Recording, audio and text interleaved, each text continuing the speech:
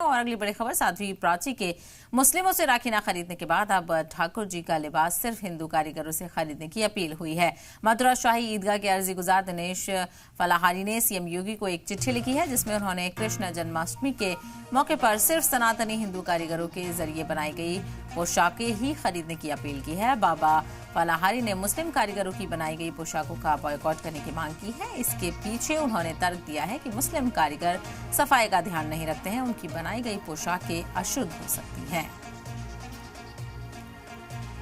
तो अलग से अलग नए तनाज़े निकलकर सामने आ रहे हैं और पहले राखी न खरीदने की अपील की गई और अब ठाकुर जी का लिबास सिर्फ हिंदू कारीगरों से खरीदने की अपील की गई है। तो साध्वी प्राची के मुस्लिम से राखी न खरीदने के बाद अब ठाकुर जी का लिबास सिर्फ हिंदू कारीगरों से खरीदने की अपील सामने आई है।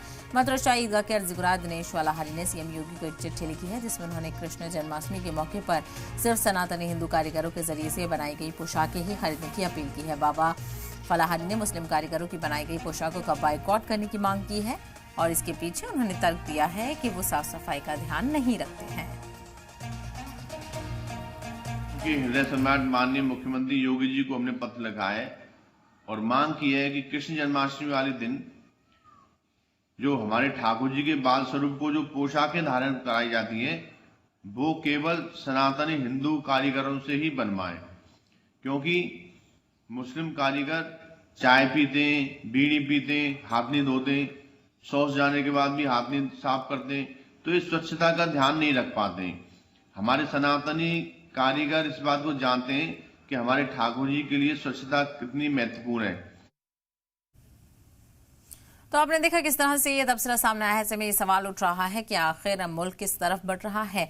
क्या इस तरह से जो धर्म गुरु हैं अगर वो इस तरह की अपीलें करेंगे तो ऐसे में सवाल या निशान ये है कि आखिर समाज में किस तरह का नैरेटिव पेश करने की कोशिश की जा रही है। तो वहीं इससे पहले राखी पर साध्वी प्राची ने कहा था कि हिंदू भाइयों से ही राखी खरीदें, मुसलमान भाइयों से राखी ना खरीदें और अब जो ठाकुर जी के लिबास हैं वो सिर्फ हिंदू लोगों से खरीदें और इतना बेतुका तर्क दिया गया है कि मुस्लिम कारीगर साफ सफाई का ध्यान नहीं रखते हैं, उनकी बनाई गई पोशाकें अशुद्ध हो सकती हैं।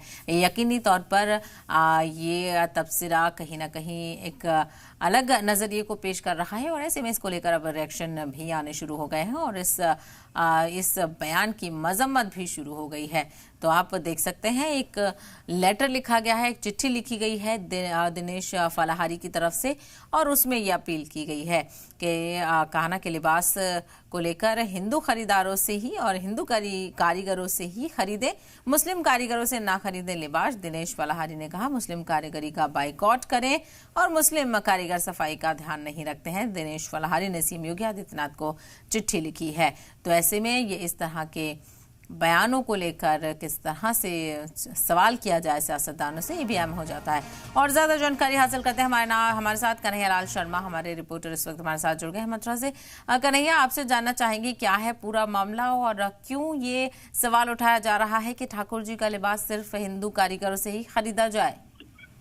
देखिए, पहले तो ये समझना जरूरी है कि फलाहारी जो है, दिनेश फलाहारी, ये श्री कृष्ण जन्मभूमि मामले में याचिका करता है। इन्होंने सीएम योगी आदित्यनाथ को पत्र लिखा है और उन्होंने मांग की है कि जो वस्त्र और श्रृंगार ठाकुर जी के बनाए जाते हैं तो वो सनातनी लोगों से खरीदा जाए, गैर सनातनियों से नहीं। लेकिन आपको बता दें कि जो लोग श्रृंगार और पोशाक का काम करते हैं उनमें अधिकांश 99.9% लोग मुस्लिम कारीगर हैं जो श्रृंगार का बनाते हैं, उनको जो बारीकी कारीगरी होती है उसे करते हैं और ये पोशाक फिर ब्रज के और देश और विदेशों के मंदिरों में जाती है। ऐसे में अब दिनेश शर्मा ने एक नया विवाद छेड़ दिया है और उसे राजनीतिक तौर पर भी देखा जा रहा है। कहीं उसकी प्रतिक्रियाएं अच्छी आ रही है, कहीं उनके खिलाफ भी आ रही है। लेकिन अब जो नई चीजें शुरू कर दी है, श्री कृष्ण जन्माष्टमी के 2 ही दिन शेष बचे हैं, ऐसे में वो नया विवाद खड़ा हो गया है। कुछ लोग कह रहे हैं कि उनका समर्थन कर रहे हैं, कुछ लोग उनकी बात से इत्तेफाक नहीं रखते। लेकिन जो दिनेश फलाहारी हैं उन्होंने सीएम को पत्र लिखा है। सीएम का उम्मीद है कि 15 तारीख को सीएम का ये हमला हो सकता है। ऐसे में नया विवाद अब खड़ा हो गया है, दोनों ओर से प्रतिक्रियाएं आना शुरू हो गई हैं। बिल्कुल यकीनी तौर पर, और इस बयान को लेकर रिएक्शन भी सामने आ रहे हैं क्योंकि कहीं ना कहीं इस बयान के जरिए से नैरेटिव पेश करने की कोशिश की जा रही है और जो कुछ कहा गया है और कन्हैया ये कहा गया है कि जो मुस्लिम कारीगर हैं वो साफ सफाई का ध्यान नहीं रखते हैं। यकीनी तौर पर जो समाज है, जो मुआशरा है, उस पर गलत इम्पैक्ट पड़ेगा इन बातों का। जी जी बिल्कुल, उनका कहना यही है कि जो समुदाय विशेष के लोग हैं वो साफ सफाई और शुद्धता का ख्याल नहीं रखते, जिसके लिए जो ठाकुर जी को पोशाकें धराई जाती है उस पर गलत असर पड़ता है। हम लोग ठाकुर जी की सेवा करते हैं और ऐसे में जब अशुद्ध हाथों से पोशाकें या सामान रखा जाएगा तो उससे उन्होंने कहा है कि गलत असर पड़ेगा। अब देखना होगा इन लोग इसको कितने अपनाते हैं, इन बातों से कितने इत्तेफाक रखते हैं, लेकिन फिलहाल जो स्थिति है राजनीतिक तौर पर भी वो गर्माहट की दिखाई दे रही है, दोनों ओर से प्रतिक्रियाएं आ रही हैं। बिल्कुल यकीनी तौर पर। और साथ ही साथ कन्हैया, ये भी आपसे जानना चाहेंगे कि मुस्लिम दुकानदारों का कोई रिएक्शन फिलहाल आया अभी?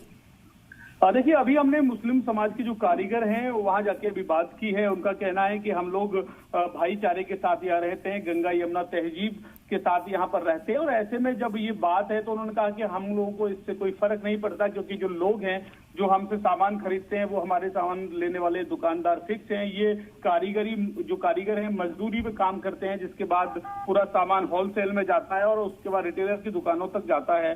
तो जो मार्केट है वो बिल्कुल अलग है। उन्होंने कहा कि हमको इसका असर नहीं पड़ता, लेकिन ऐसी बयानबाजी से इन लोगों को बचना बिल्कुल चाहिए। यकीनी तौर पर ऐसी बयानबाजी से कहीं ना कहीं एक अलग नैरेटिव की पहचान होती है और ऐसे में इसकी मुखालफत और हिमायत भी बड़े पैमाने पर देखने को मिलती है। कन्हैया, तफसील के लिए आपका बेहद शुक्रिया।